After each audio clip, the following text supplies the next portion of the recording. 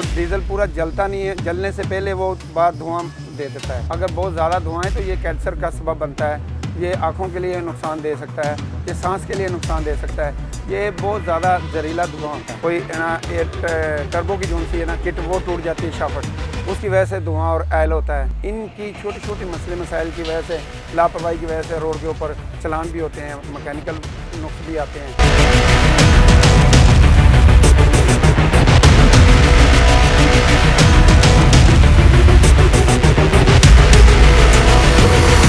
मेरा नाम मोहम्मद अफजल है। मैंने 2003 से स्टार्ट नौकरी की। उससे पहले मैंने अपनी प्राइवेट वर्कशॉप में काम किया है। मुझे 35 साल हो गए हैं ये प्रैक्टिकल काम करते हुए। सबसे पहले स्मोक का जब मसला आता है ना, इसमें एयर फिल्टर वगैरह चेक करने पड़ते हैं। एयर फिल्टर ठीक है, उसकी लाइन चेक करनी पड़ती है। उसके बाद उसके टर्बो हैं, टर्बो की वजूहत है। फिर उसके इंजेक्टर कह सकते हैं, ऑटोमाइजर भी कहते हैं इसे। उसके बाद प्लंजर वगैरह होते हैं गाड़ी, जो प्लंजर वाली, उसका प्लंजर पॉलिश खत्म हो जाए, उसकी वजह से ये मसले आते हैं धुएं के। और ये जो रूटर वाली गाड़ी होती है उसके रूटर पॉलिश करवाना पड़ता है। अगर ये चीज़ों में गैप आ जाता है, डीजल में फिर ज़्यादा इस्तेमाल होता है, तो डीजल पूरा जलता नहीं है, जलने से पहले वो बाहर धुआं दे देता है। इनकी छोटी छोटी मसले मसाइल की वजह से, लापरवाही की वजह से रोड के ऊपर चलान भी होते हैं, मैकेनिकल नुक्स भी आते हैं और रिंग टूट जाते हैं गाड़ी जाती हुई। इधर से बिल्कुल ठीक जाती है, बाज़ दफ़ा बिल्कुल प्रॉपर गाड़ी भेजते हैं, कोई ना कोई मैकेनिकल फॉल्ट है, कोई ना कोई चीज़ फिल्टर चौक हो जाता है, कोई ना टर्बो की जोन सी है ना किट, वो टूट जाती है शाफट, उसकी वजह से धुआं और ऑयल होता है। अगर बहुत ज़्यादा धुआं है तो ये कैंसर का सबब बनता है,